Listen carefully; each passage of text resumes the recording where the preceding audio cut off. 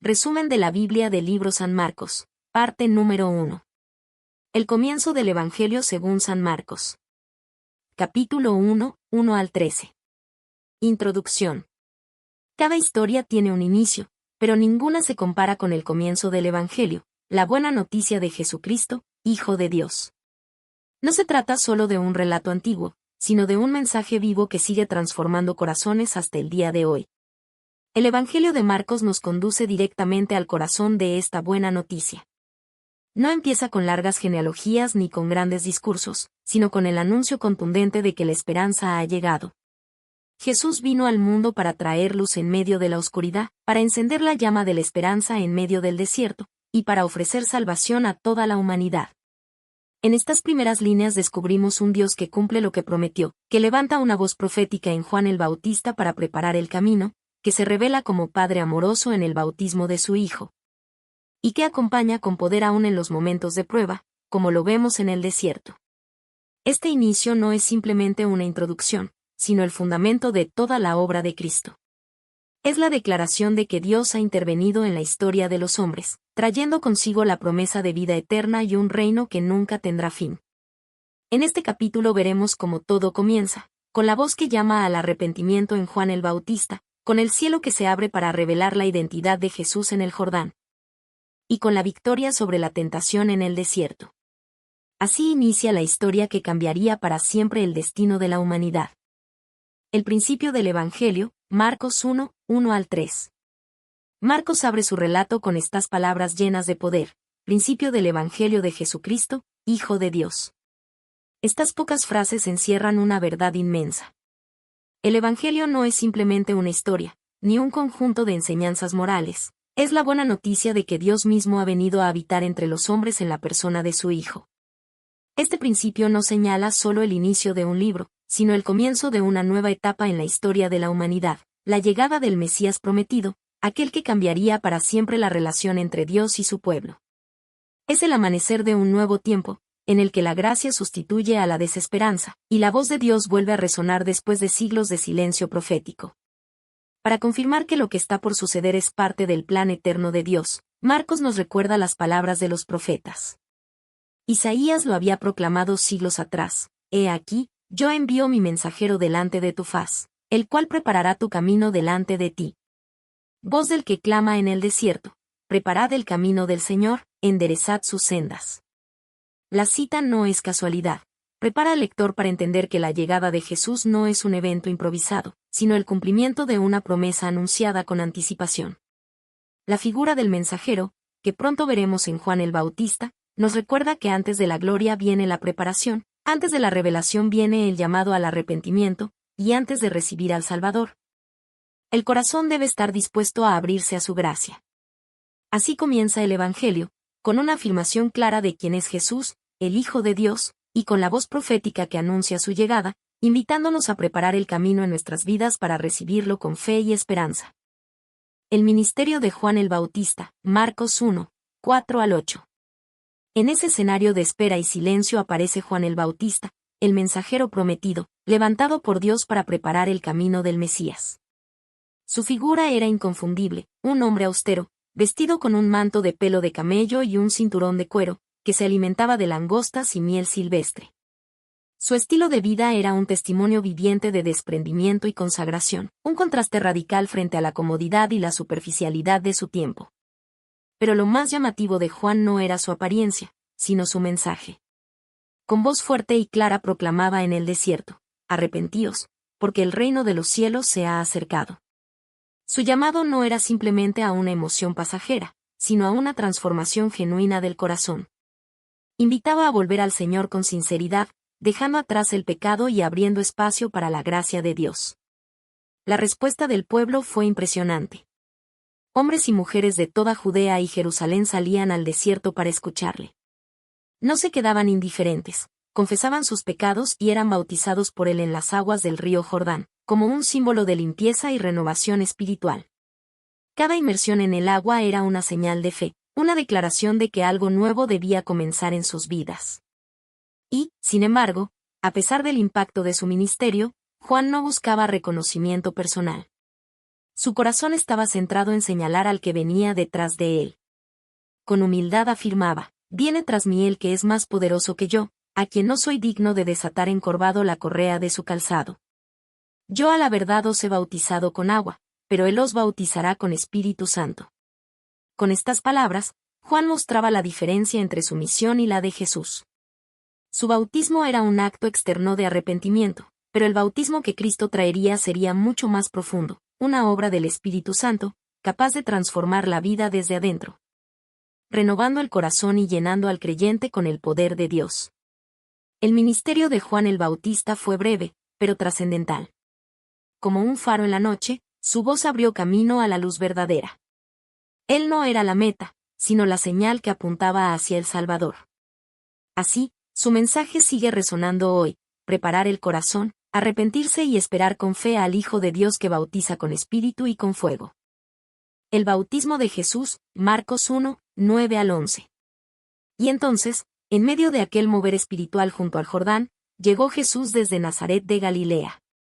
No venía con multitudes siguiéndole, ni con títulos de grandeza humana, sino en la sencillez de un carpintero, en la humildad de quien había vivido 30 años en silencio y obediencia. Su llegada no llamó la atención por el esplendor, sino por la pureza de su propósito. Jesús se acercó a Juan para ser bautizado. A primera vista, esto parecía desconcertante. ¿Cómo podía el Santo de Dios someterse a un bautismo de arrepentimiento? Pero aquí se revela el misterio del amor divino. Aquel que no tenía pecado se identifica con los pecadores, compartiendo sus aguas, cargando con sus miserias, y mostrando desde el inicio que había venido no para ser servido, sino para servir y dar su vida en rescate por muchos. Cuando Jesús salió del agua, un acontecimiento glorioso sucedió: los cielos se abrieron. Lo que por siglos había parecido cerrado y distante, ahora se abría para señalar que Dios estaba reconciliando al mundo consigo mismo a través de su Hijo. El Espíritu Santo descendió sobre él en forma de paloma, símbolo de pureza, paz y plenitud. Era la unción divina, la confirmación de que Jesús estaba lleno del poder del Espíritu para iniciar su misión. Y en ese instante, una voz majestuosa se escuchó desde el cielo: tú eres mi Hijo amado, en ti tengo complacencia. Palabras de ternura y afirmación, palabras que revelaban la relación eterna entre el Padre y el Hijo. No era solo una proclamación para Jesús, sino también una declaración para todos los que escucharan: este es el Salvador, el Mesías, aquel en quien descansa el amor perfecto de Dios. Este momento es decisivo en la historia de la salvación. El Padre, el Hijo y el Espíritu Santo se manifiestan en perfecta unidad, mostrando que la misión de Jesús tiene la aprobación y el respaldo de toda la Trinidad. Aquí no solo se revela la identidad de Jesús como el Hijo amado, sino también la certeza de que su camino, aunque lo llevará a la cruz, está marcado por el amor y la complacencia del Padre. El bautismo de Jesús en el Jordán es, entonces, una invitación para nosotros, a reconocerle como el Hijo de Dios, a dejarnos llenar por el Espíritu, y a escuchar también la voz del Padre que, en Cristo, nos llama hijos amados, aceptados y enviados a vivir en su voluntad. La tentación en el desierto, Marcos 1, 12 al 13. Inmediatamente después de su bautismo, cuando los cielos aún resonaban con la voz del Padre, el Espíritu impulsó a Jesús al desierto. No fue una elección humana, ni un accidente del destino, fue el Espíritu de Dios quien lo llevó allí, al lugar de la soledad y la prueba. Durante 40 días, Jesús permaneció en aquel lugar árido y silencioso, enfrentando la tentación de Satanás. El número 40 no es casual, recuerda los 40 años que Israel caminó en el desierto, probados en fidelidad, y también los 40 días que Moisés permaneció en la presencia de Dios en el Sinaí. Jesús, como el verdadero Hijo obediente, revive la historia de su pueblo, pero esta vez con victoria. Marcos nos dice brevemente que Jesús estaba entre las fieras. Esta imagen poderosa nos habla de la hostilidad del entorno, del peligro y del caos que representa la creación caída. Sin embargo, en medio de esa amenaza, los ángeles le servían.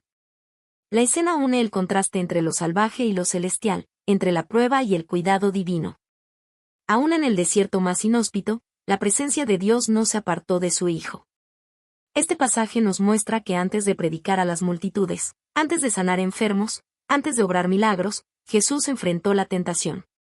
Su ministerio no comenzó con aplausos, sino con lucha espiritual. y allí, en ese escenario oculto, se manifestó su fidelidad absoluta al Padre. La victoria de Jesús en el desierto es también un anticipo de la cruz. Así como venció al tentador en soledad, venció al pecado y a la muerte en el Calvario. Su ejemplo nos recuerda que la tentación no es un signo de abandono, sino parte del camino de todo hijo de Dios. Y nos enseña que con el poder del Espíritu y la ayuda del cielo, también nosotros podemos resistir y salir fortalecidos. Así inicia la misión de Cristo, en obediencia, en lucha y en victoria. Allí, en el silencio del desierto, comenzó a brillar la luz que pronto iluminaría a toda la humanidad. Conclusión. El comienzo del Evangelio nos recuerda que cada paso en la vida de Jesús tiene un propósito eterno. Nada ocurre por casualidad, desde la voz profética de Juan, hasta el bautismo en el Jordán y la soledad del desierto, todo es parte del plan divino de salvación. Juan nos enseña que antes de encontrarnos con el Salvador debemos preparar el corazón, abrir espacio a la luz de Dios y dejar atrás lo que nos aparta de Él. Su voz resuena aún hoy, llamándonos al arrepentimiento y a la esperanza. El bautismo de Jesús nos revela con claridad quién es Él, el Hijo amado del Padre, aquel que vino a cumplir una misión única e irrepetible. Los cielos abiertos y la voz divina nos recuerdan que en Cristo también nosotros somos llamados hijos amados, aceptados y fortalecidos por el Espíritu Santo. El desierto, por su parte, nos enseña que la prueba no es un signo de abandono, sino un escenario donde se forja la victoria. Allí Jesús venció al tentador, y allí nos muestra que el poder de Dios se perfecciona en la debilidad humana.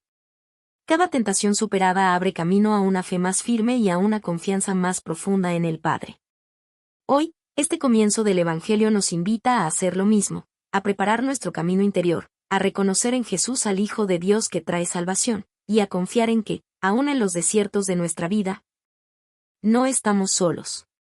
El Espíritu nos acompaña, los cielos se abren sobre nosotros, y la voz del Padre sigue proclamando con ternura: Tú eres mi Hijo amado, en ti tengo complacencia. Así, con esperanza y fe, podemos caminar sabiendo que el inicio del Evangelio no fue solo el comienzo de la historia de Cristo en la tierra, sino también el inicio de una nueva historia para toda la humanidad. Una historia que continúa en cada corazón dispuesto a creer.